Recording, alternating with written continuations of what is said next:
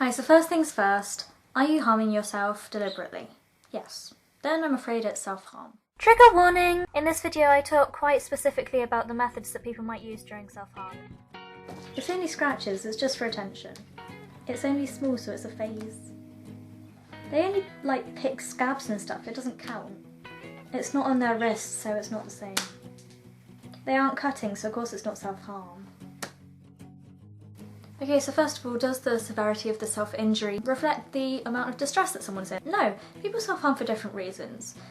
Some people might want to feel pain but not see blood and therefore might scratch or might hit themselves, and therefore it's not dangerous self-harm, but it hurts. And then other people might like a lot of blood but may not need to make the cut for that, and they hate pain for all, they might just pick at a scab repeatedly and that's their way of self-harm. But they could be just as much in distress.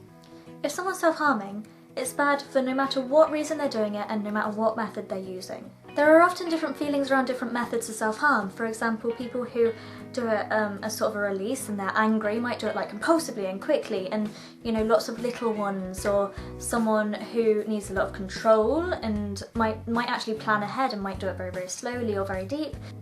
Some people might just want to feel and all they need is that initial sort of hitting and things like that, but it doesn't mean that they're in any more or less distress. It can simply mean that they just feel different.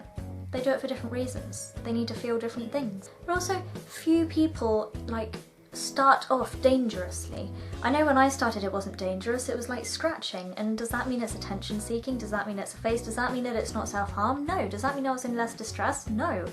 And it could be if people are doing it for different feelings and things, does that mean that the time that they do less, it means that they are in less distress than the time that they did it worse? No, it doesn't. It just means they feel differently.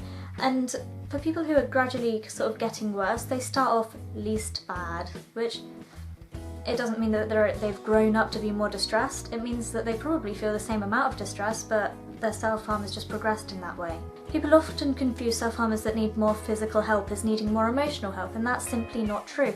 And it can also result that people who need a lot of sort of physical support, meaning that they get more emotional support, which is wrong when another person who doesn't need the same sort of medical attention might be missing out on the mental support that they need.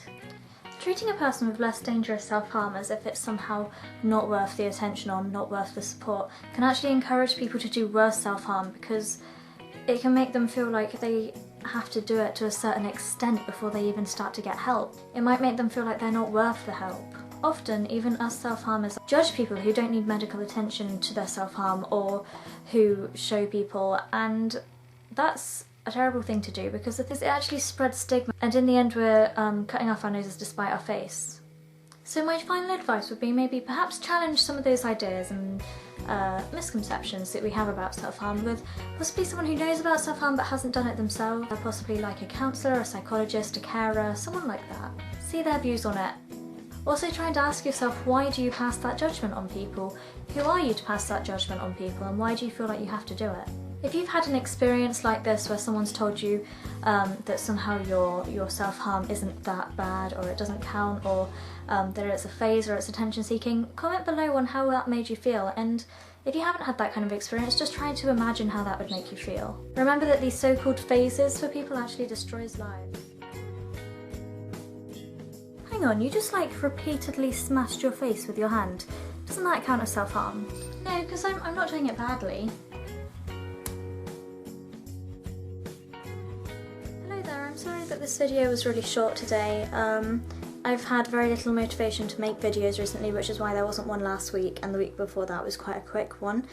When I'm feeling a bit better, I will try to make videos and put a lot more work into them. Also, I've been quite busy. My dog died, which was a bit sad. That's not a sympathy vote, and I still could have made a video. It's just an update. I think I might vary away from the themes soon. I'll just maybe use the themes as ideas for the next videos rather than actually setting them as the next videos. If you like this video, please click subscribe to see my next videos. Please, please, please comment below. I always appreciate it. If you think I need one, give me a thumbs up, but most of all, I really, really mean it. Please, please stay strong. And I will see you next time. My Twitter and Tumblr and all that stuff is below. On Tumblr you can send me anonymous messages because you don't even have to sign in. Just click Ask Me Anything on my Tumblr, it should be on the left, and ask me anything. Check the website to see my answer. Okay, I think that's all.